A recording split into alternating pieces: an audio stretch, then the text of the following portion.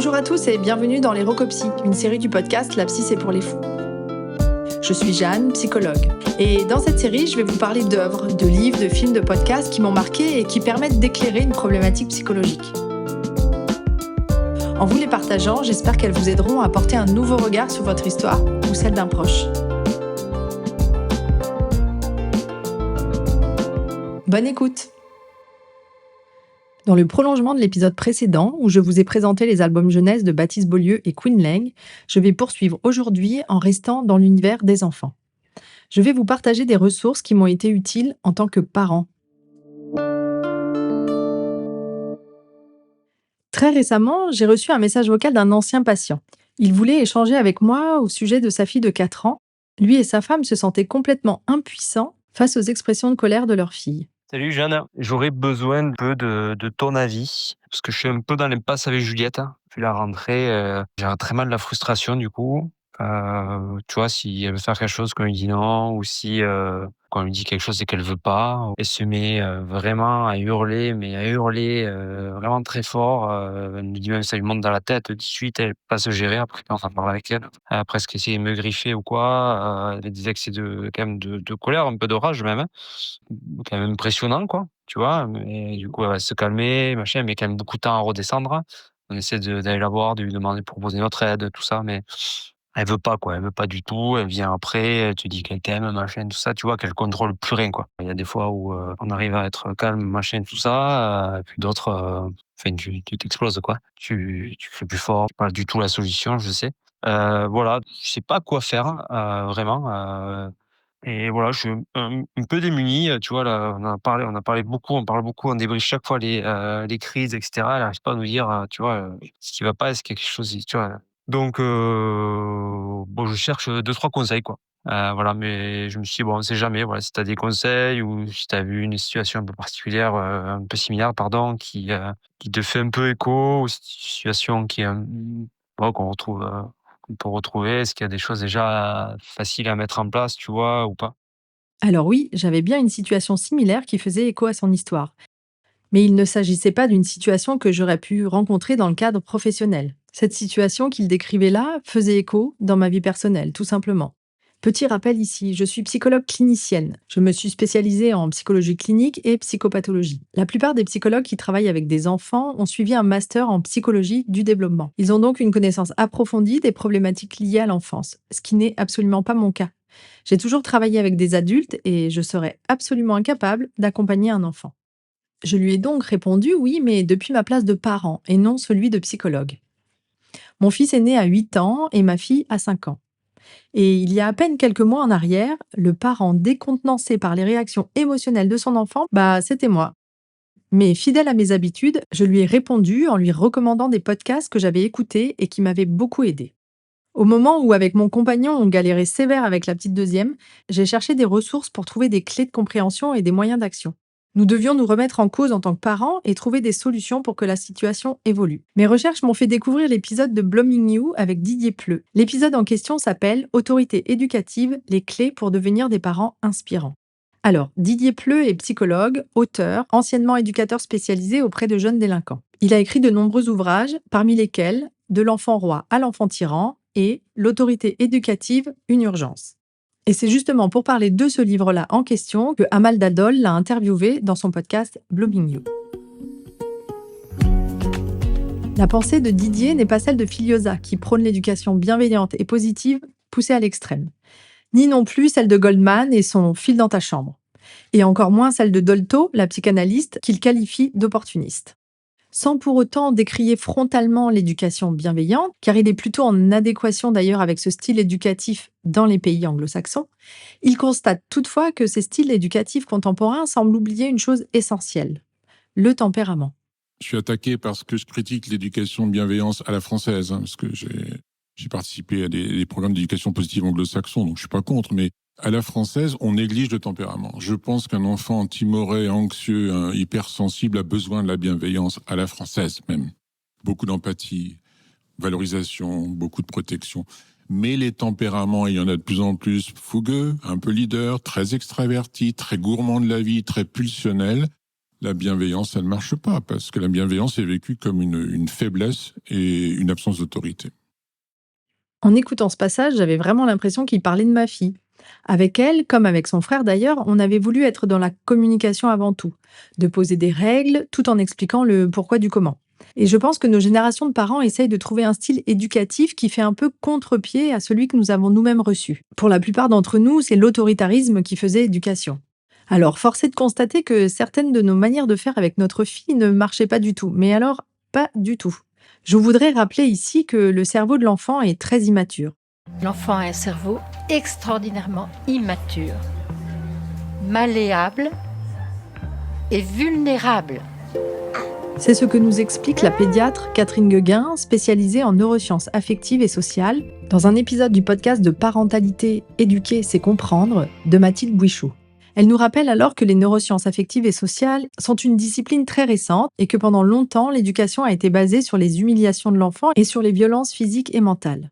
Il n'est donc plus question d'appliquer ces méthodes car elles sont inefficaces et traumatogènes. Mais comme on ne sait pas encore très bien comment faire autrement, on patauge. C'est là que Catherine Gueguin, face à l'immaturité du cerveau de nos enfants, appelle à notre patience. Donc la grande difficulté à nous, les humains, c'est d'avoir énormément de patience devant des êtres très immatures. Et les neurosciences nous disent quoi ? Eh bien, que les tout petits qui ont un cerveau très immature, ils ne savent pas du tout faire face à leurs émotions. Et ça permet de comprendre beaucoup mieux l'enfant. Qu'est-ce qui nous permet de faire face à nos émotions ? C'est d'avoir un cortex, justement, orbitofrontal développé. Eh bien, ce cortex orbitofrontal n'est pas du tout développé chez l'enfant petit. Et ça va être la façon d'être avec son enfant. C'est ça qui est compliqué, qui va faire maturer ou non ce cerveau.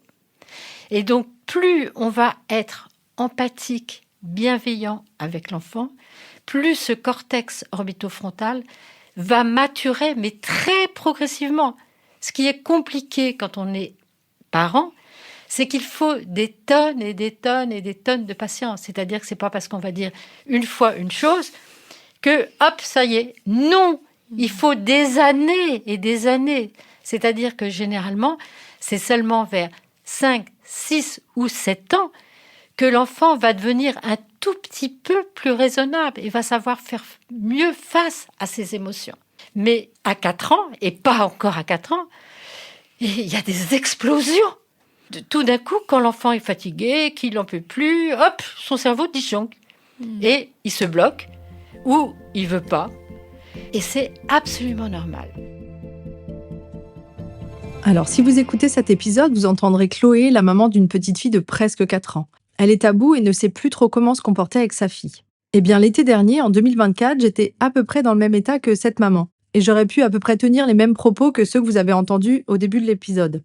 En 2 mots, je frôlais le burn-out parental. Et la patience auquel fait référence cette pédiatre et dont nous devons tous nous doter en tant que parents avait clairement atteint ses limites. Avec mon compagnon, nous avions vraiment l'impression que c'était notre fille qui faisait la loi à la maison. Elle était comme un petit tyran, pour reprendre les termes de Didier Pleu. Et il était temps que ça change, pour nous comme pour elle. Didier Pleu prône donc un retour à l'autorité, ce qui n'est absolument pas synonyme d'autoritarisme. Alors certes, il convient d'être bienveillant avec son enfant, de lui proposer un environnement dans lequel il pourra s'exprimer et s'épanouir, tout en le confrontant au réel. Et le cadre fait bien partie des règles de vie en société. Le pédiatre américain T. Barry Brazelton a été le premier à affirmer que le bébé est une personne, et ça c'était déjà dans les années 50. Mais il nous a fallu un peu de temps pour intégrer cette notion. Mais à trop vouloir considérer nos enfants comme nos égaux, on s'est un peu perdu, et c'est ce que mentionne Didier Pleu. Le développement personnel, sans doute, il faut que l'enfant s'épanouisse, mais il faut surtout qu'il apprenne le réel. À quoi ça sert d'être hyper valorisé si on ne sait pas que quand on sera amoureux de la petite brune, elle va choisir le grand blond? À quoi ça sert de t'es bon, t'es génial, et à la première note, ça s'effondre parce qu'on ne comprend pas pourquoi on n'a pas reconnu notre créativité. Enfin, oui, toutes ces choses-là. C'est cette volonté égalitariste dans l'éducation qui est mauvaise, une espèce de démocratie familiale que j'ai dénoncée. Et ça vient de, effectivement, Françoise Dolto et ses sbires en 76, après 68, où il fallait surtout parler d'une éducation non autoritariste. Parce que, comme vous l'avez dit, c'est évident que l'éducation qu'on avait reçue était pas bonne. Pas tout le monde, hein. Il y avait des gens, j'avais des amis, moi, qui avaient des parents assez sympas. Mais c'est vrai que c'était le pater familias, on discutait pas, la maman se taisait dans son coin, et puis on était coincé en gros entre le curé et le prof, on n'avait pas la parole. Donc ça, c'est de l'autoritarisme. C'est-à-dire, l'individu, tais-toi, t'as travail, famille, patrie. Donc il était bon, effectivement, que des gens se révoltent, et je crois que Dolto a pris le wagon en se disant, bah voilà, mais elle est allée trop fort dans la démocratie familiale, quoi. Alors il fallait retrouver une autorité juste, et tout a été détruit à ce moment-là. Alors après avoir écouté cet épisode, nous avons décidé avec mon compagnon de prendre un virage à 180 degrés et de remettre un peu plus de cadre et d'autorité dans notre style éducatif. Et ça a porté ses fruits. Dans le même temps, notre fille grandissait et elle était davantage en capacité de réguler ses émotions. Les virages à 180 degrés, c'est aussi ce que préconise Emmanuel Piquet, qui travaille avec la thérapie brève stratégique. Plus récemment, j'ai donc écouté un épisode du podcast J'ai un problème de Rebecca Ricci et Emmanuel Piquet. Ce podcast pourrait bien vous donner quelques pistes de réflexion et d'action si vous avez l'impression d'avoir, dans une situation donnée, tout essayé, sauf l'inverse. Je vous invite vraiment à aller découvrir, c'est une véritable mine d'or. La voix de Rebecca est très agréable à écouter et les explications d'Emmanuel sont savoureuses. Dans la première partie, Rebecca présente le cas de Valentin. Ce petit garçon de 9 ans environ a été diagnostiqué de bipolarité avant que ses parents ne rencontrent Emmanuel. Valentin fait des colères, des grosses colères, et ses parents ne savent pas comment y répondre. Alors, il baisse les bras. C'est précisément sur cette particularité que repose cet outil de l'école de Palo Alto, le fameux 180 tentatives de solution. Face à une personne en colère, petit ou grand, on a tous le même réflexe. On demande à la personne de se calmer. Mais avez-vous déjà observé les effets d'une telle méthode ? Ça ne marche pas. Je vous propose d'écouter ici un extrait de l'échange entre Emmanuel et Rebecca au sujet du petit garçon Valentin. Les escalades symétriques donnent souvent peu de bonnes choses en matière éducative. Et d'un autre côté, ce qui se passe, c'est que l'émotion de ce gamin est jamais prise en considération. C'est-à-dire que jamais on lui dit, et c'est donc ce que je vais prescrire, on lui dit, je comprends que tu sois super énervé. Parce que quand on a 9 ans et que, en effet, on arrête un dessin animé ou qu'on me demande d'arrêter de jouer à un jeu, c'est énervant. C'est énervant. Pour autant, c'est ce qui va se passer, parce que le deuxième problème, en fait, par rapport à ça, c'est que quand un parent cède lors des crises les plus dantesques, et c'est le mot qu'elle emploie, eh bien, l'apprentissage que fait l'enfant, c'est que quand il fait des crises dantesques, il a plus de chances d'obtenir des choses que quand il fait des petites crises. Donc, ce sont tous ces apprentissages, en fait, qu'il va falloir remettre en considération en disant, au fond, soit quand vous dites non, vous le tenez tout en accueillant la colère, soit vous dites oui tout de suite, parce que c'est aussi une possibilité. Hein. Ce qui est certain, c'est que quand vous dites non, il faut prévoir la colère, l'accueillir, la normaliser, et il faut tenir sur l'ordre que vous venez de donner, quoi. Je m'aperçois que je n'avais pas du tout intégré le fait que ton invitation à exprimer la colère ou à dire mais bien sûr tu as toutes les raisons d'être en colère, c'était pas une invitation cynique et qu'il fallait vraiment rejoindre l'enfant sincèrement en fait en lui disant bah voilà, je sais que tu vas te mettre en colère, j'en suis désolée, etc. et fais-le et je comprends, mais c'est comme ça.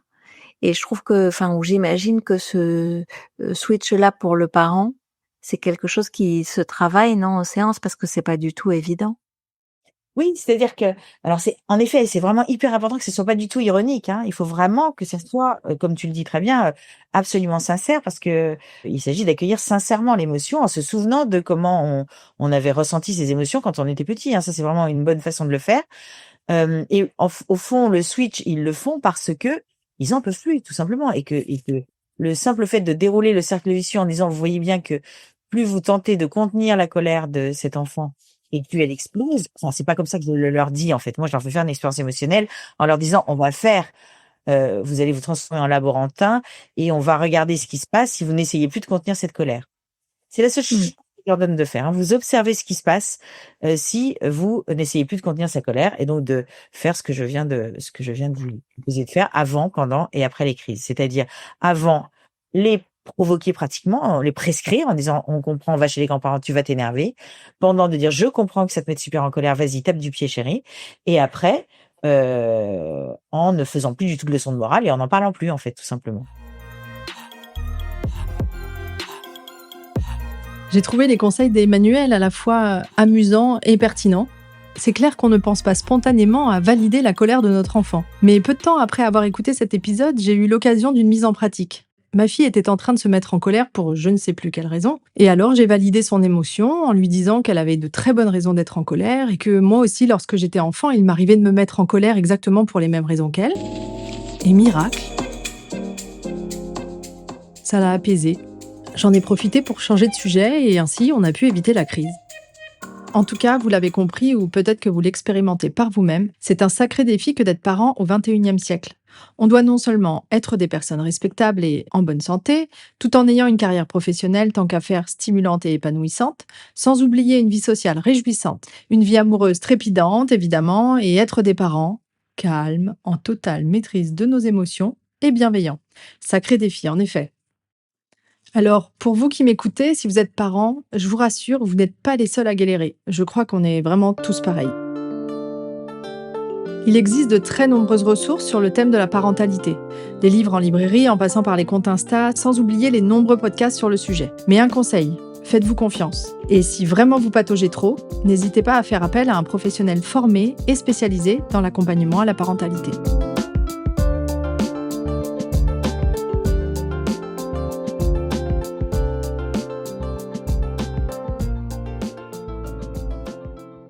Voilà, c'est tout pour aujourd'hui.